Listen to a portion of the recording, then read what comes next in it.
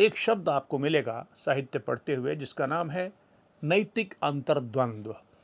इसी को अंग्रेजी में मोरल डायलेमा भी कहते हैं। इसका मतलब आपको समझना चाहिए।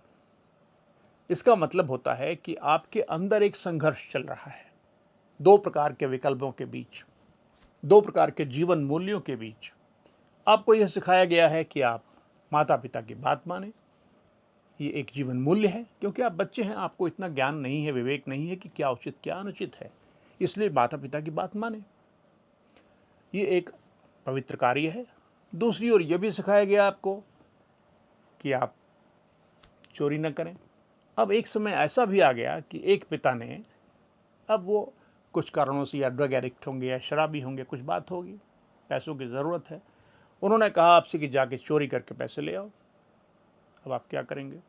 आपके अंदर एक नैतिक अंतर्द्वंद खड़ा होगा मन में आपके कि ये करें या ये करें, किस बात को, किस अच्छी बात को माने हम, है ना? तो उस मॉरल डायलेमा को आपको रिजॉल्व करना सीखना पड़ेगा। ये भी एक मॉरल वैल्यू है, पिता की बात मानो, ये भी एक मॉरल वैल्यू है कि चोरी ना करो। दोनों में कॉन्फ्लिक्ट, इससे आपकी खुशी गायब, इससे आपकी शक्ति गायब। अर्जुन को यही हो गया युद्ध के क्षेत्र में आकर। बड़े वीर योद्धा थे, कभी डरते किसी से नहीं थे, लेकिन जब युद्ध के मैदान में आए तो उनके अंदर एक नैतिक अंतर्द्वंद शुरू हो गया।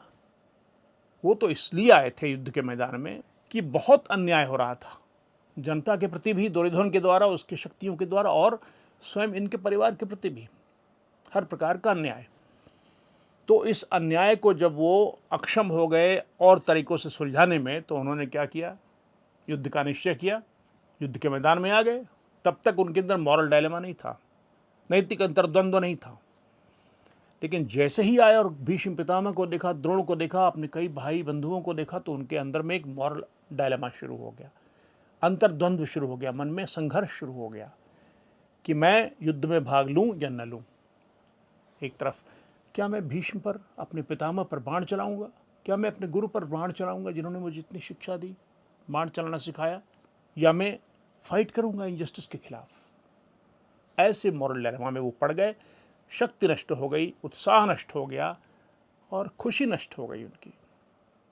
तो जब इस प्रकार का अंतर्द्वंद आए जीवन में आपके, जो बार बार आएगा, तो आपको इस बात को जानना होगा कि इस अंतर्द्वंद का निराकरण कैसे हो। भगवत गीता इसी अंतर्द्वंद को, नैतिक अंतर्द्वंद को सुलझाने की कुंजी है। किस समय क्या करें, क्यों करें, कैसे करें। तो भगवत गीता पढ़ेंगे तो आपको इसकी कुंजी मिल जाएगी कि किसी नैतिक अंतर्द्वंद से कैसे निपटते हैं।